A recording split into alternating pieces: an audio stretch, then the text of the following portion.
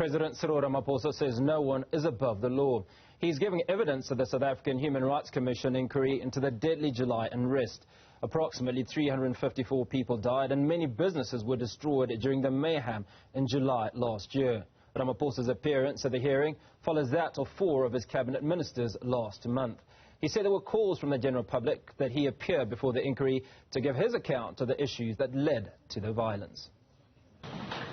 And it is in this regard that my accountability to our Constitution, to our people, manifests in the way that I have agreed to come here to give evidence in person about the events that your commission is investigating, but also to give an account to the people of South Africa about some of the aspects which have been addressed by a number of other people, both ordinary South Africans, people representing various organizations, non-governmental and otherwise, as well as ministers, premiers, and various other people.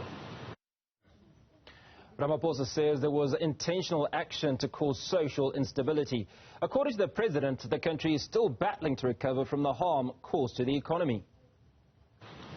The events of the past week were nothing less than a deliberate, coordinated and well-planned attack on our democracy, intended to cripple the economy, cause social instability and severely weaken or even dislodge the democratic state.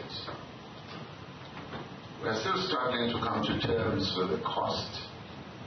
There is the economic cost of well over 50 billion rand that was wiped off our economy, and to the livelihoods of those who looked on helplessly as their businesses were damaged or destroyed.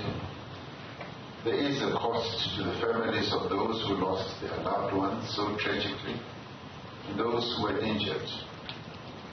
And of course, the other cost that impacts on the livelihoods of our people is the almost 2 million people who lost their jobs as the businesses were destroyed and were made unable to operate. Right, now let's take you to the hearings in Sandton where we find our anchor, Xoli Mngambi. Xoli, good morning. I hope you can hear me loud and clear now.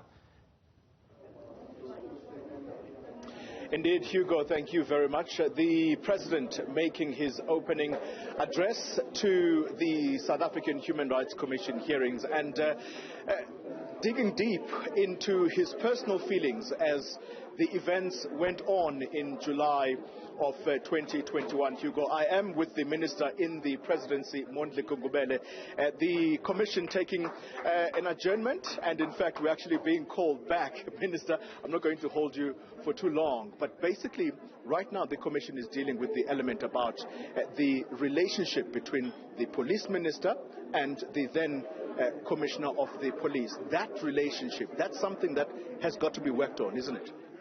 Quite clearly, I think we must appreciate that when the President said, against that background coming from the report of Professor Sandy, that certain key decisions were going to be taken around leadership to address a number of those issues, where this issue was also included. It is against that background the President was able yesterday to announce the appointment of Commissioner Masemola as the new Commissioner in South Africa.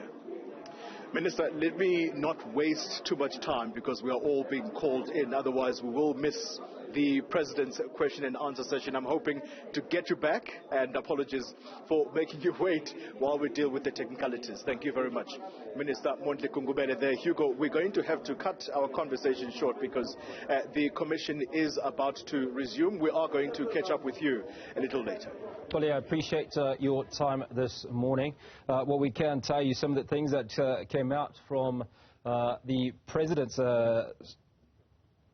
not so much an interrogation, but certainly the comments that he made on the Africa report was one that they needed to identify a way forward, and that the Africa report was able to give out some of that information. Some of the things that brought out was that the failure for the police service and, if you will, to fill certain posts. And the President was key to confirm that many of those posts have been filled. Commissioner Masemola, as an example of one post that has recently been filled, the highlight in the criminal intelligence services, some of the challenges that they faced in that area, and all of that is part of the plan that the President, certainly in his team, are working on.